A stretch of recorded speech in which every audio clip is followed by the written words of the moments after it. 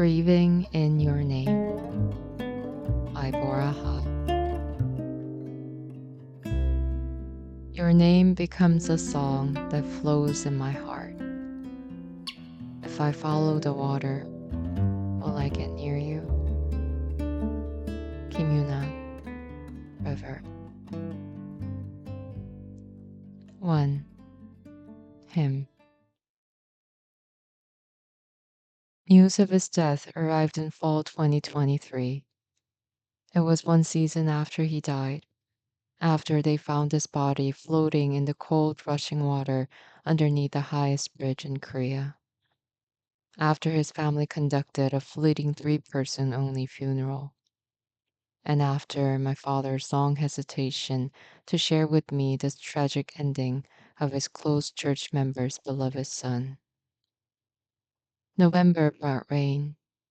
I was 30, busy working as a staff writer for a TV show in Seoul, wondering if I could ever write my own stuff again, especially in English. Before screenplays, I wrote fiction. I first started writing in college in Korean, my mother tongue. I then crossed the border to attend graduate school in America. I was there to study creative writing, which then seemed like a logical decision to become a fluent bilingual author. In my younger days, lured by all sorts of writing prizes, I was certain of my calling as a writer.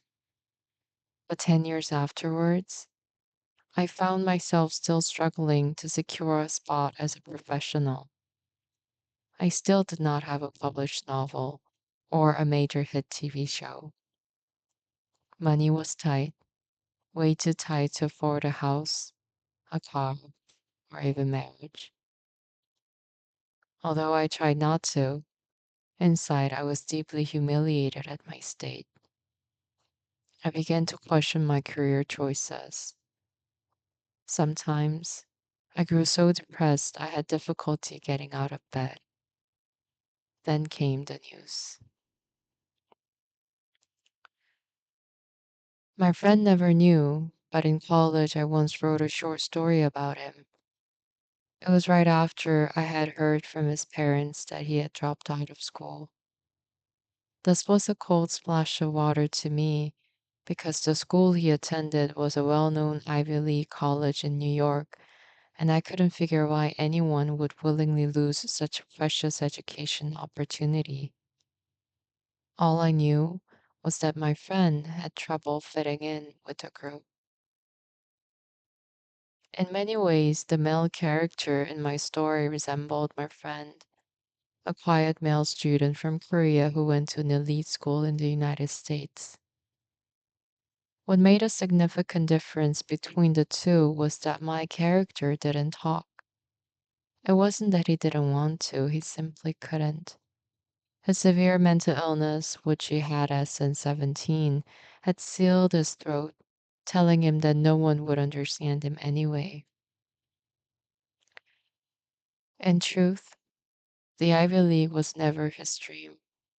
In America, he was afraid, too afraid to make meaningful connections with fellow students or make bold decisions such as going back to Korea, his long forgotten motherland he had left at the age of 15. No, he couldn't do that.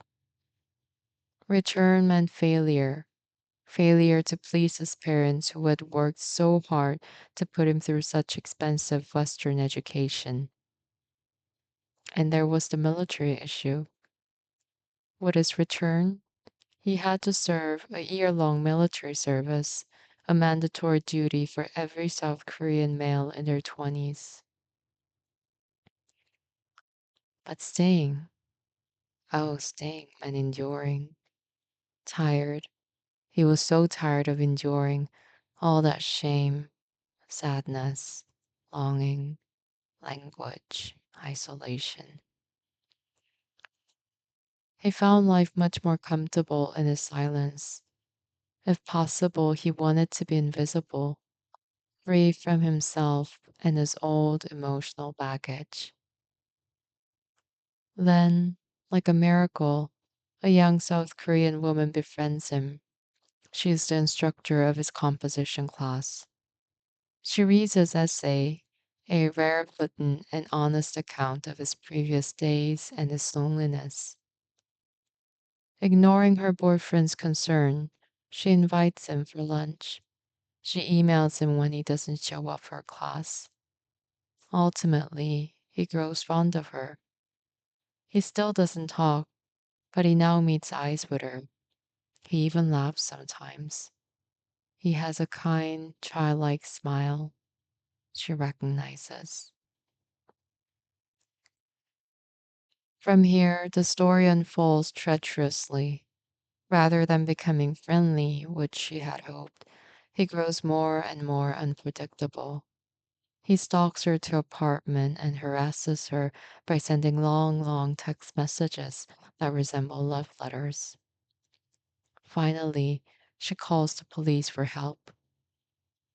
At this, his heart turns cold, colder than before. And when the broken-hearted man hears racist remarks from his classmates who comically mimic his English pronunciation and dare tell him to go back to his country, his eyes light up. Curling his fingers into balls, he breaks the silence at last. In full speech, he curses them, swearing he will kill them all. He then pulls out a gun and points at the guys who are not laughing anymore. He stares at them, one by one, at their pale white faces.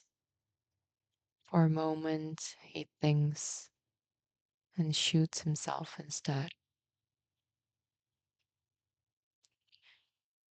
After writing, I realized that what I wrote was not just a story about him, my childhood friend.